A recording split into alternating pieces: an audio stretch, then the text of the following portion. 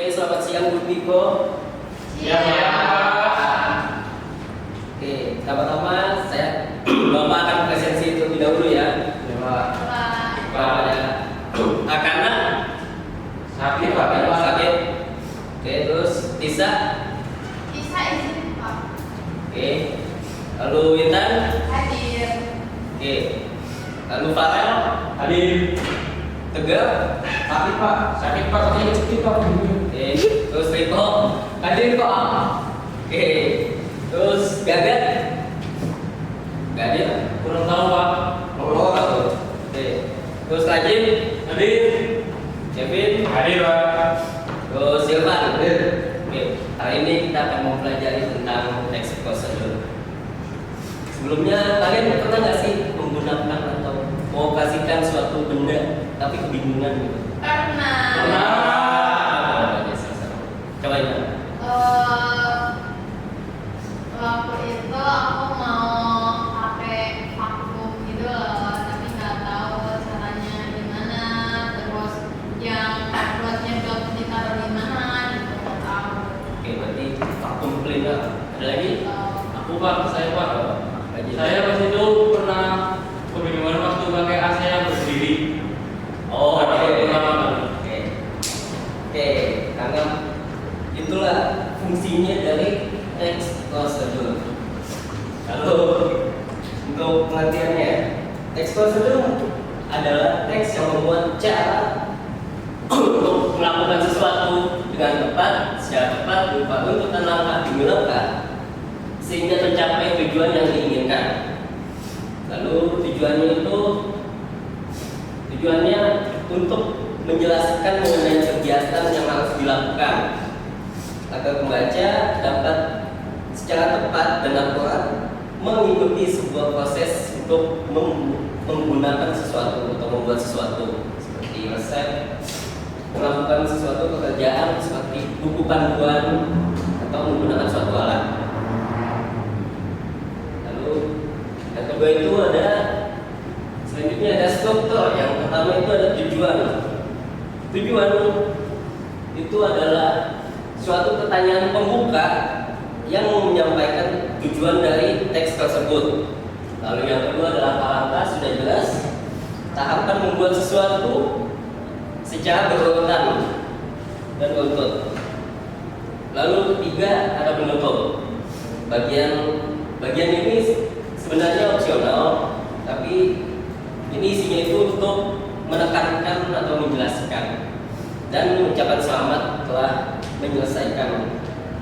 Lalu selanjutnya itu ada kaidah pembahasan. Itu yang pertama ada teks, kalimat deklaratif. Yang dimaksud deklaratif itu seperti memberitahu informasi.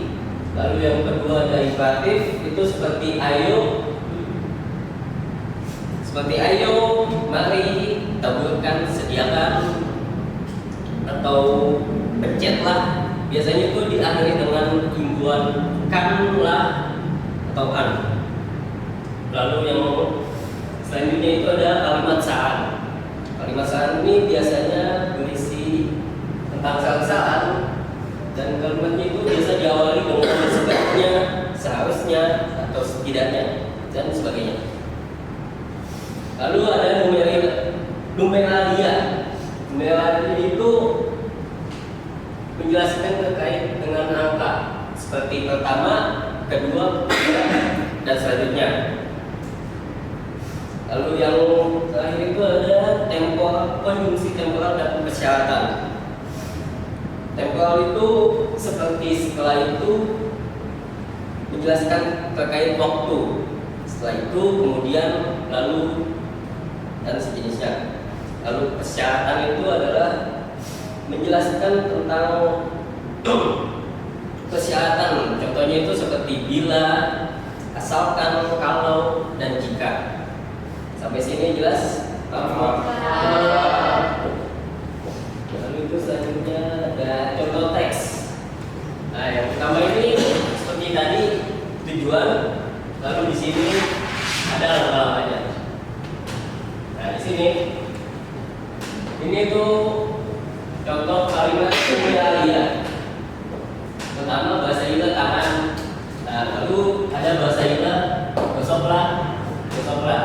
Itu contoh dari kalimat imperatif. Lalu di sini ada kemudian juga. Itu contoh dari konjungsi temporal. Ada kemudian, lalu terus ada lalu. Yang keenam, terus sebelah ini jari, dari tangan sebelah kiri.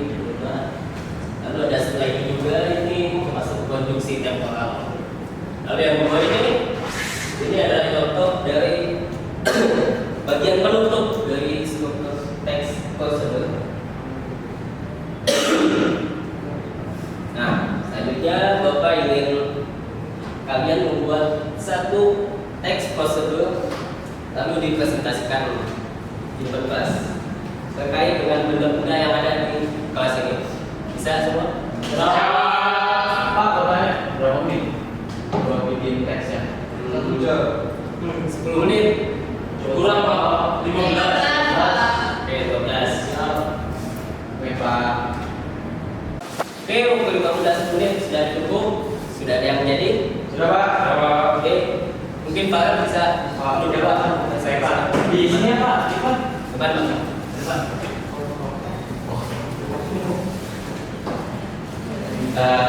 Saya mau membuat teks prosedur tentang proyektor, mengoperasikan proyektor. LCD proyektor dalam istilah sehari-hari digunakan sebagai perangkat keras atau hardware yang sama fungsinya dengan monitor.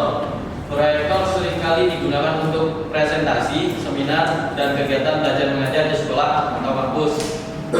Untuk mengoperasikan proyektor ini, ikuti langkah-langkah yang ada di bawah ini. Pertama, hubungkan proyektor dengan listrik menggunakan kabel power. Jika lampu indikator power menyala berwarna orange, maka proyektor siap dipakai. Selanjutnya, buka tutup lensa untuk lalu tekan tombol power sekitar 2 detik. Tunggu sampai indikator berwarna hijau dan display tampil penuh selama 10-30 detik. Selanjutnya, nyalakan semua perangkat yang menjadi input, misalnya laptop. Selanjutnya, tekan source atau input untuk memilih input yang akan ditampilkan. Selain itu, otomatis source juga bisa dihidupkan dan tunggu 5-10 detik untuk pencarian input terdekat. Dan terakhir, proyektor siap digunakan. Demikian Pak dari saya. Untuk file.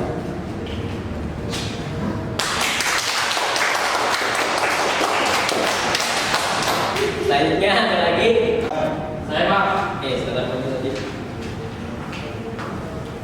Saya membuat prosedur tentang cara menggunakan AC. Oke. Yang pertama, tekan tombol on atau off pada remote AC. Yang kedua, atur suhu pada tombol remote yang biasanya tuh ditanda panah plus atau plus dan min remote. Yang tiga, jika ingin lebih cepat dingin, bisa mengatur arah semburan angin, biasanya dengan opsi swing, manual, atau fan mode.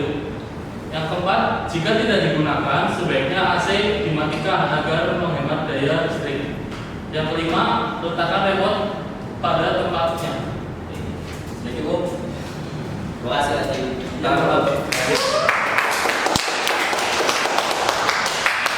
Ada lagi yang ingin mempresentasikan?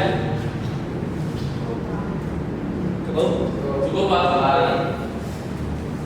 Itu mungkin itu saja pertemuan pada hari ini. Semoga ilmu yang didapat